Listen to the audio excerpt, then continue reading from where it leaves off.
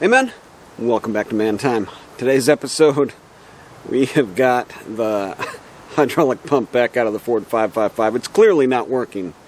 So I got a new one on the bench here. I think I figured out why it failed.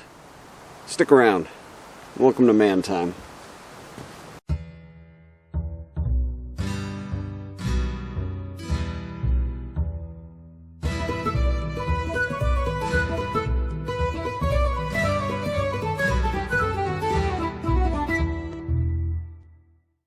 So I think I figured out the reason the hydraulic pump failed, and that's because of this right here. You can see here, nothing here, and nothing here. Those pieces are right here. I didn't think too much about it at the time, but when I pulled the filter off, the end cap just fell out. Like it was just laying in there. Like it wasn't on there. You know what I'm saying? And then the other piece of the cap, it was stuck in the filter housing. So, you know, I pulled the filter off one end of it. There was two ends that were open, essentially. One of the ends I put the cap back on, but it was just hanging on there. I wish there was a made-in on here. But anywho, got the new filter. Now, it came with the wrong... Oh, no, it did come with the right O-ring. I thought that was two O-rings. Dang it. Well, I didn't put the new O-ring on. I reused the old O-ring because I thought that was the wrong thing. It just looked like two O-rings, but it's actually one, you know, that's just kind of deformed to fit. This was $100, and this is part number 251483 if you're looking for your Ford 555 hydraulic pump or hydraulic filter. Anywho, I think that's the reason why. Now there was some fines down in the filter housing, and I think that's probably why it failed. But we're going to get in here on the bench, look at the new one, and look at the old one. Here's our old pump, and the part number is located right here on this housing where it bolts up to the mount on the tractor. So that part number is right here, and there's like three different pumps. So you've really got to have that. I would suggest looking, you know, pulling the pump out, getting that number off of there before you order one, because this one's a Webster. They've also got a Vickers, and then I think there was even a third one that they use. But this is a gear pump. Let me see if I can figure out where it said Webster on it, just so you don't have to struggle looking for it. That's there. I swear it was like right in here somewhere. Oh, there it is. Right there. Right along the back of the housing here. So you may be able to make that out while it's in the vehicle. But I actually looked, I did a Google search, right, for Webster hydraulic pump, and a lot of them came up that were not the right ones. The best way to do it is by that part number, right? So I then searched by the part number, and there was one match. Only one company apparently selling this pump. And that company is right here. Finney Equipment and Parts. And they were the only ones that had it available. And it's brand new. It is like brand new. And I don't know if this is going to be like replaces the Webster. 950-88-149-818, and it does not have Webster stamped on it, so it may be an aftermarket. It doesn't have like a made-in on it. It's got some differences, like this one here has all Allen heads. This one has some hex heads, standard bolts in there.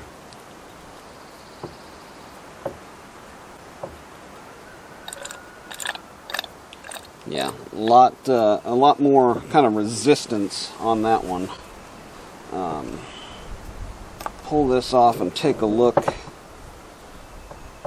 Let's see if they're the same. Yeah, little slight difference there with the hose connection, but that should work. And then on this side, we've got our 4 bolts, and this is where that hose hooks up, and I've got to transfer over the existing hardware here. Let me show you real quick on this one what was going on. There's actually 2. So you can see in here, this one was helicoiled, this one was helicoiled. This one had like the first 4 threads stripped out of it, and then there was a weld repair like right here. And I mean, this one is, you know, it looks like a cast. It looks like a cast piece. You know, slight differences, but clean. Holes are tapped really nice. I don't see any reason why this one wouldn't work, you know, just fine. So, and this is a gear pump. You know, I was thinking there may be something like a spline shaft or a keyway or something that could have given way, but the input shaft here has a gear on it, and then there's another geared shaft up here. So there's 2, you know, geared shaft, one here, and those mesh together. And I don't know if that's how it does the pumping, or you know, something's on the end of it. Other than that, I don't know. But I'm going to put this one in the Ford 555, and we will see if this resolves it. Oh, by the way, this was about $800 before shipping, something like that. So if you're looking to do this, or if this happens to you, expect to be spending, you know, about that amount. So we're back here on site, and the first thing I'm going to do before I even start going, I've got the new hydraulic pump, all that stuff, but I'm going to take this filter housing off of here and install this new gasket.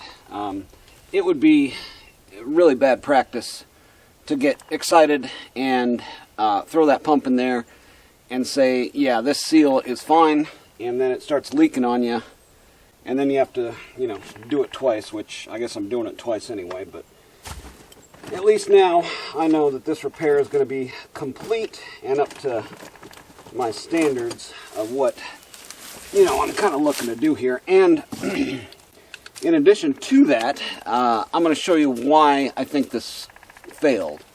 Once we get in here, it's going to be easier to see, like, what I think the problem is, why that filter failed ultimately, and I think it's because of this this filter housing here. I'm going to show you up close here once I get it apart, and we can take a look at why I think it failed.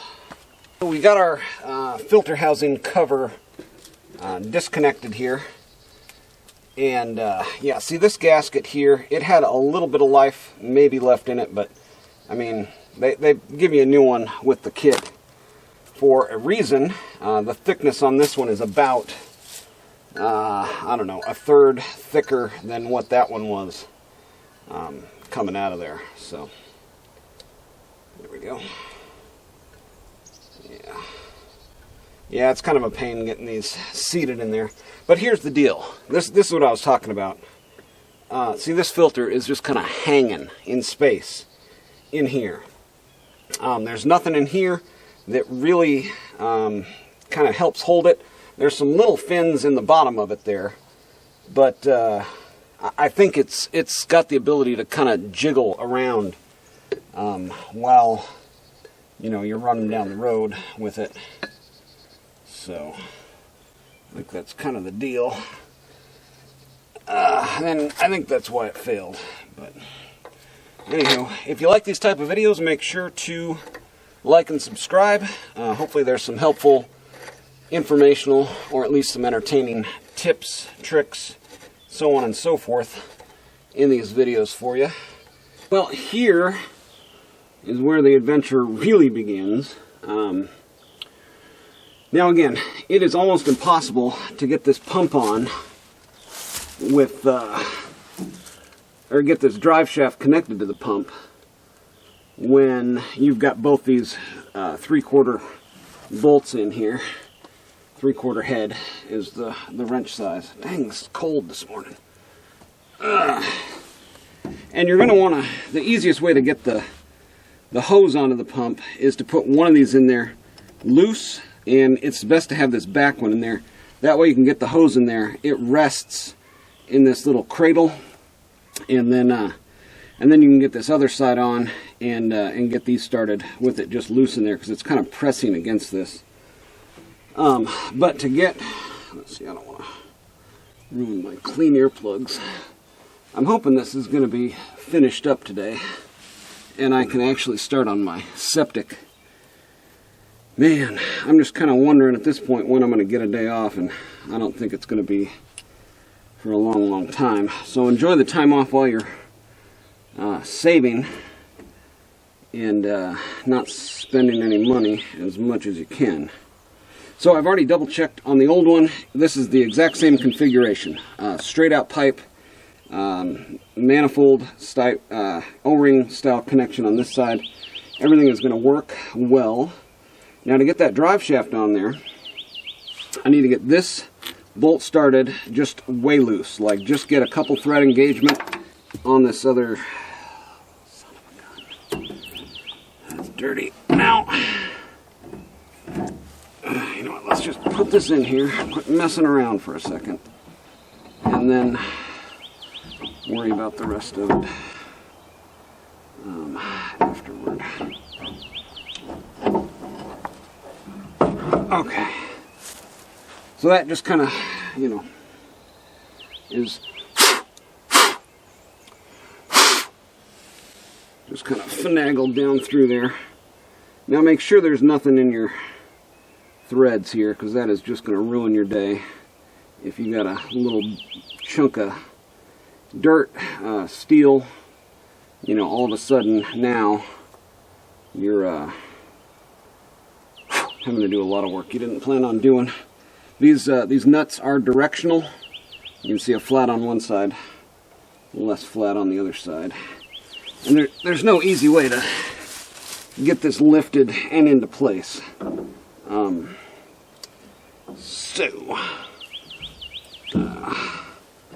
mean, it's really difficult. And there's not a whole lot of room to work in here. So get that bolt out, get it started, kind of hold it in place. And then the big problem is the nut on the backside. But again, if you've got those threads cleaned out, it threads on there nice and easy like that. And now, I don't know if you can see, but the pump is rotated forward, and if it was straight like this, now it's back and like that. And then you can move this drive shaft up and into place. Again, clean out the threads, make sure they're all good, give that a twist. And see, the deal with the drive shaft is it's fixed, right? So you need to bring the pump to the drive shaft, and you need to get the splines to align to make that all possible. And it is not clean in here, like not clean. This is where the rodents like to build little nests. So I've got, you know, acorns, pine needles, lots and lots of stuff. And then of course, you know, there's not enough room in here to see what you're doing.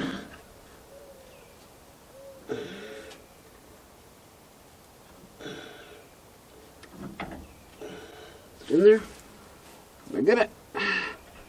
Too hard to tell. Yep. Nope, it's in. I felt it engage. Okay. This is where point of use becomes of the utmost importance.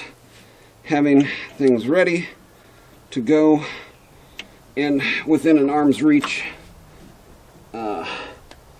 You know, all of the stuff that I learned becoming and industrial engineer comes into play 2- and 3-fold for repair type work versus, production, making new products. It applies in both, but is the most important for repair type maintenance like this, where you don't have a clean environment. Things are not going together the way they should, and you need to have things right there or things can go wrong real quick, like not getting that drive shaft connected. And then of course having your tools right there, right? I've got the tools that I need to get this connected the rest of the way right there. So lefty-loosey from the backside is actually lefty-tighty for the nut on the backside here, and then just hold it with another wrench. That's another important, attention to the detail. Again, any of these repairs can be done by any person of any skill level, as long as you are paying attention to the details. Having an engineering degree like I do gives me the added benefit of, having done equations and formulas that help me to understand, the physics behind the radial force that's being applied to the nut, and why this wrench needs to move a certain direction to be the most efficient way to bring these two things together along those threads. Being able to design a nut bolt pump system in 3D. Think about those things. The relationship between the mating surfaces and all that is nice. If you're paying attention to the details, remembering how you took it apart to put it back together, documenting it, stuff like that, reviewing it, attention to detail is what makes you successful.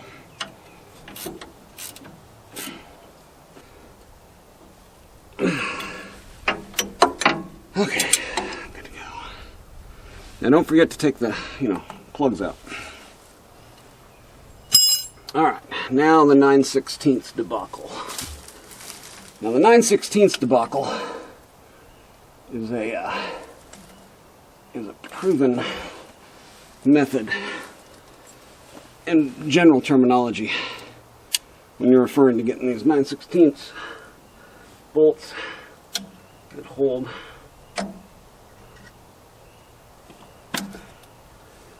got that plug out of there. Right tool for the job. So these 9/16 bolts and these little ends, they're blind. The bottom one is blind, and so you really got to manhandle first of all this hose into place. And this is a new hose. Within a couple years, this O-ring is just fine. But yeah, you're manhandling it into place, needing both hands, making sure not to gum up your threads in the process. And once you get it in there and into that seat, it's pretty easy to get it the rest of the way. But it is difficult to get it in there, to say the least. You've got to really kind of bend it back and then down, and it basically takes two hands to get it, and then it just slips in there, and you wonder, why is that so difficult? But there you go. And it looks like I need to back these off just a touch.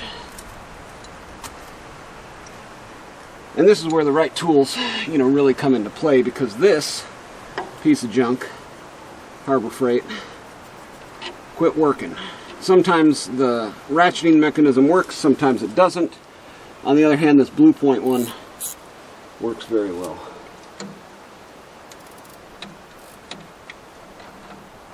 And there's no way to get to the one in the front on the bottom without a stubby. So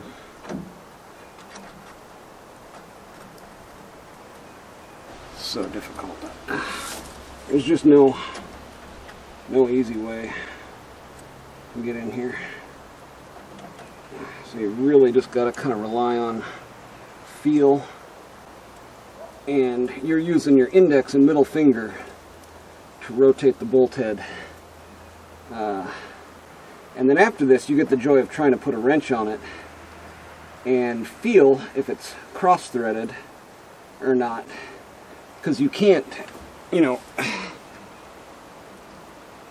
can't really feel if you're, there it is. Okay, I'm able to just barely get my thumb and middle finger on it here. And you want to run this one in as far as humanly possible, because getting a wrench on there around these hoses and at an angle like that down where it's completely blind, not fun. And keeping it on there is even more difficult. But it is hand started.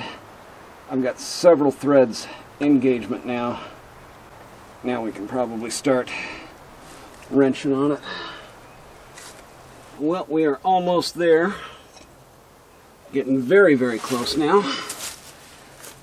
Yeah, I was talking earlier about industrial engineering, lean manufacturing principles like 5S, are especially important here. But sometimes 5S actually goes in contrast, to people that don't understand it, which is a majority of the, business executives out there that aren't really industrial engineers. They get a catchphrase in their head, and we've got to clean up, we've got to organize, we've got to 5S. Well, you don't even know what 5S is. It's hard to, tell somebody to do it the right way, which is really frustrating as somebody who knows how to do it, right? But sometimes a 5S is in contrast of what's a manufacturing best practice, which is point of use, right? To somebody who doesn't know any better, having all your tools laid out right at the workstation, right within one hand of grabbing them, that doesn't look like a organized or efficient workstation. It definitely doesn't look organized, but to some people, disorganization equals not efficient. Not true. Having things at the point of use, like a rag to wipe your hands on because they get all greasy, having your tools right there, like at the thing you're working on, looks disorganized. And then they say, well, just put a line around it and then we can walk around and audit and make sure it's there. Well, sometimes that's not the most efficient way for the operator to do it. So until you've, time studied operations and made sure that things are the most efficient as far as time per operation, you really aren't going to know any better. Hence, industrial engineering that can tell you exactly what's the most efficient way to run your operation. Right? Takes all the guesswork out of it. It's just a, simple math equation at that point. But that is what should be guiding your operations, and not the latest, trend of the month or catchphrase that somebody has said now is the business best practice that everybody should be using. Which way did I do this before? I think it's gonna maybe work better like this, because this is more rigid. I don't want to, break that off of there. I think if I come this way and down and then maybe up. Oh yeah. Okay. Easy, right? Look there, I got a screwdriver almost right in my hand. And even though it's not on a board, on a wall behind me, I was able to find it and immediately start using it to complete the job that I'm working on. Isn't that funny how that works? Industrial engineering. One of the most important things you can do after each time you use a tool, clean it off, put it back in your tool bag clean. That way the dust isn't sticking to it and everything like that. Keeping your tools clean and ready for use is a beneficial tool, regardless of what kind of efficiency method you subscribe to. But for these field repairs, I mean, everything has to be in a go bag, right? So I've got all of my SAA tools in one bag. Wrenches, sockets, extensions, socket wrenches, and then the 12 volt 3/8. I've got all my 3/8 sockets and extensions and the 12 volt guns all in one bag. And then, you know, of course, some of the things that are obscure, like that gigantic oil field pipe wrench, this I actually keep in my car just in case. You never know when you're going to be out in the field and you've got a big bolt, like, you know, 1.5 inches, 1 3/4, something like that, where, you know, these ones, these oil field tools, and this is called like a S-wrench Crescent or something. This one's the Keystone Manufacturing Company, made by Westcott, 10-inch, number 80, Buffalo, USA, New York, antique find. Your normal crescent wrenches, even the bigger ones, won't open this wide, so it's nice to have, you know, that specialty wrench. It's too heavy for the bag, but I've got that's my medium size one. I've got a larger size one in my toolbox that I can grab. But if I'm on the tractor, if I'm baling hay or something, it's really nice to just have that in the car, like in the back, ready to go. Let's put some oil on this thing, see if it'll pump. Just a quick look inside the go bag. Brake clean. Again, I'm having to park like, you know, 50 feet away, something like that. So I want lightweight with usable tools. So 2 12 volt 3/8 drive, socket wrenches, set of gloves, and then, you know, you've got your socket wrench, big crescent wrench, all of your stubbies, ratchet wrenches. I'm only running ratchet wrenches at this point. It just doesn't make sense otherwise. Set of screwdrivers.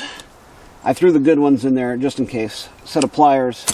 A couple different ratchet wrench options. Of course, you got to have a vice grip in there, antique. What else do we got in here? I think that is about it, other than SAE socket set with adapters and a full extension set. And that should be pretty much all you need. Alright, this is going to be the, hopefully the last 5-gallon jug that I have to murder for this little cause. I've got one full up with bad oil. This part here is really stressful because this is expensive oil here. And trying to get it all to go into that little funnel at a rate where it doesn't splash out all over the place is pretty frustrating.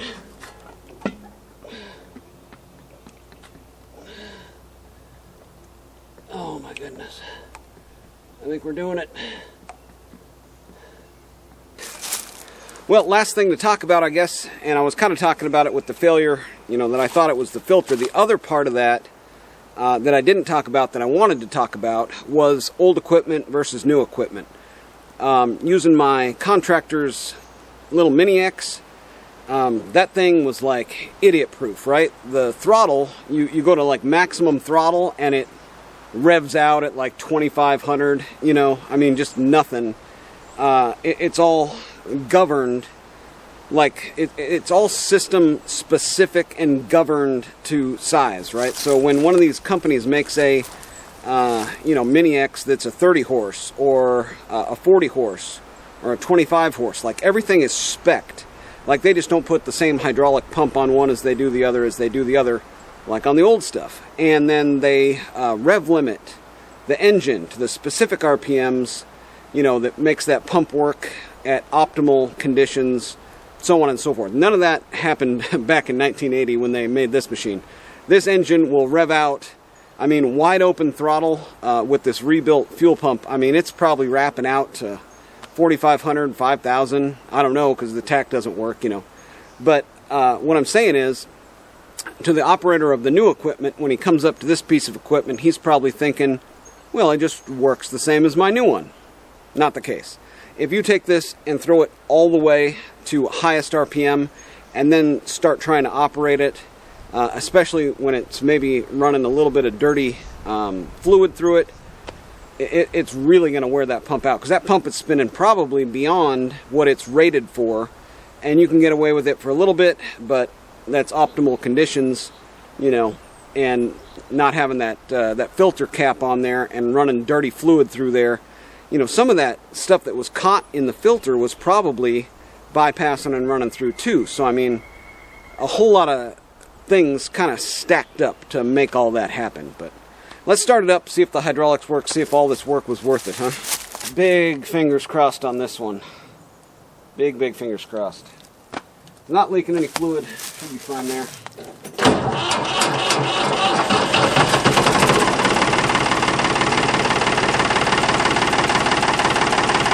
No cavitating.